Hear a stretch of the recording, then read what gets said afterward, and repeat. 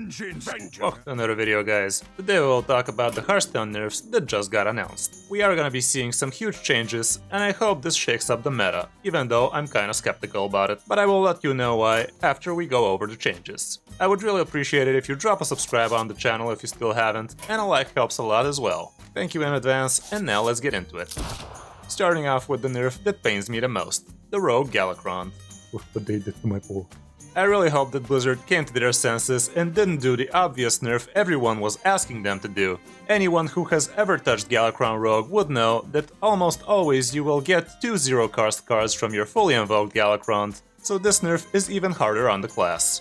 Right now there's no working Rogue archetype without the Galakrond package, and for good reason. But after the nerfs hit on July the 14th, the class will probably take a break till the new expansion comes out in early August. Galakrond Rogue was in need of a nerf for a long time in the past, but right now it's not as oppressive as it once was. Lower rank players will tell you it was broken, and it really is against less experienced players. But in higher legend, you really need to know what you're doing with it to make it work. The fact that they are nerfing it now gives me hope that they have big plans for it in the new expansion, since if they don't, the timing of this nerf will make no sense. Let's hope we see some more stealth and secret rogue support, so those archetypes can start working on their own without the Galakrond package. But right now, I think only Highlander Rogue has a chance to withstand this nerf, since it already has so many good expensive cards in it.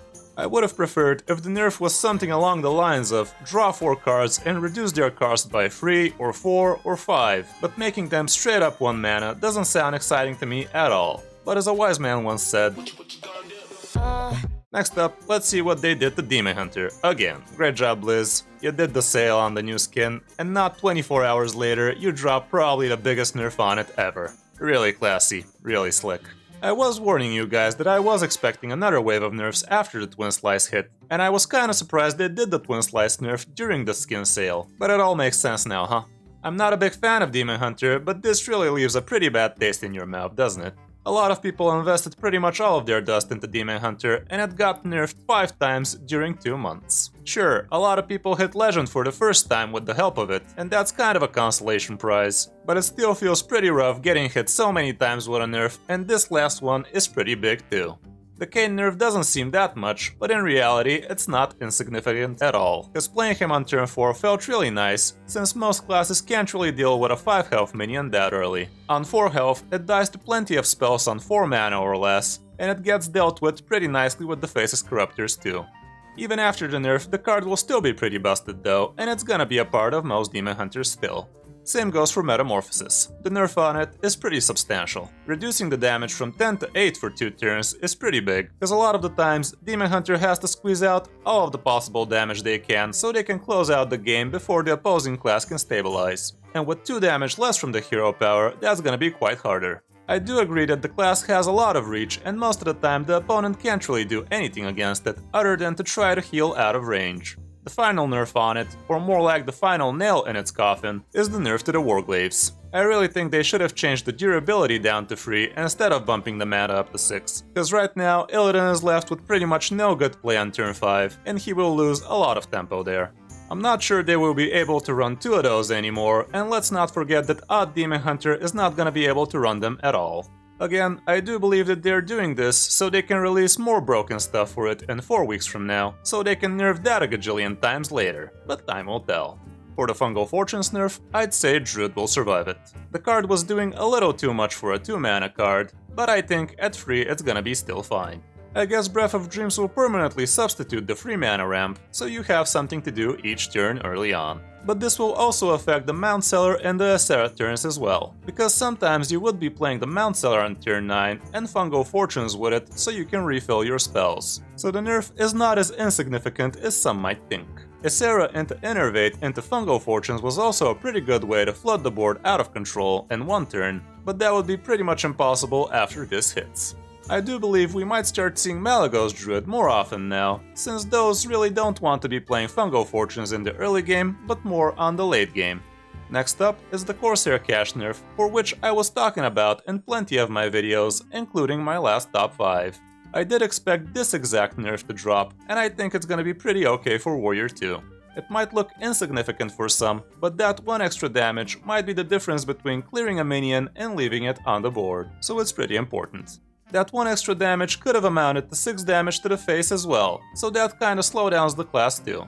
Cash is a card that is run in pretty much every single warrior archetype right now, and I don't believe that this nerf will change that. Getting a reliable weapon draw with an added durability is pretty cool for warrior, so nothing will change there.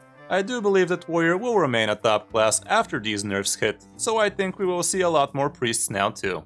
The Dragoncaster nerf doesn't seem like it's that significant, but it's gonna have a strong impact on the deck indeed. They did it mostly because of the premature puzzle boxes, but it will have a huge effect on the 8 mana spells as well, since now you're gonna be cheating them only a turn earlier, and it's gonna have a condition too, so it's pretty significant.